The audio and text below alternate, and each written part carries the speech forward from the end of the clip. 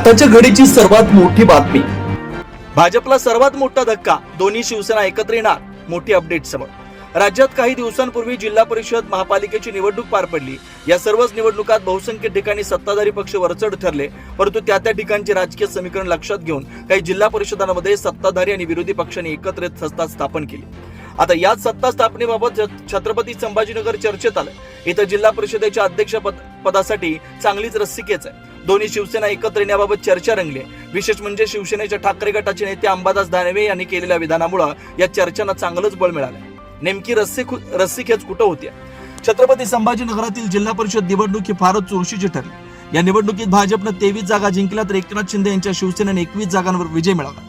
सर्वात मोठ्या ठरलेल्या या दोन्ही पक्षांमध्ये विजय जागांचं प्रमाण खूप कमी आहे, त्यामुळे या दोन्ही पक्षांनी जिल्हा परिषदेच्या अध्यक्षपदावर दावा केला। या अध्यक्षपदाची निवडणूक येत्या 18 मार्च रोजी होणार आहे, त्यामुळे या दिवशी नेमकं काय होणार याकडे सर्वांचं लक्ष लागलं। दोन्ही शिवसेना एकत्र येणार का?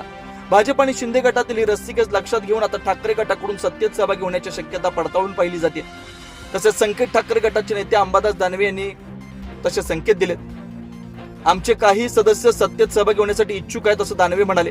सोबतच आमच्या सदस्यांची तशी इच्छा असली तरी अद्याप तशी कोणती चर्चा नाही असंही दानवे यांनी सांगितलं। त्यामुळे जिल्हा परिषदेत सत्ता स्थापन करण्यासाठी शिवसेनेचे दोन्ही गट एकत्र येणार का याकडे सर्वांचं लक्ष लागलं। छत्रपती संभाजीनगर जिल्हा परिषदेचा निकाल काय? छत्रपती संभाजीनगरच्या जिल्हा परिषद निवडणुकीत भाजप हा सर्वात मोठा पक्ष आहे। इथं भाजपला 22 जागा जिंकता आल्या तर शिंदे गटाने 19 जागांवर विजय मिळवला। राष्ट्रवादी काँग्रेसनं 2 जागांवर विजय संपादन केला। ठाकरे यांच्या शिवसेनेला एकूण 8 जागांवर विजय मिळवलेला आहे, तर शरद पवार यांच्या काँग्रेसला 1 जागेवरच विजय मिळवला।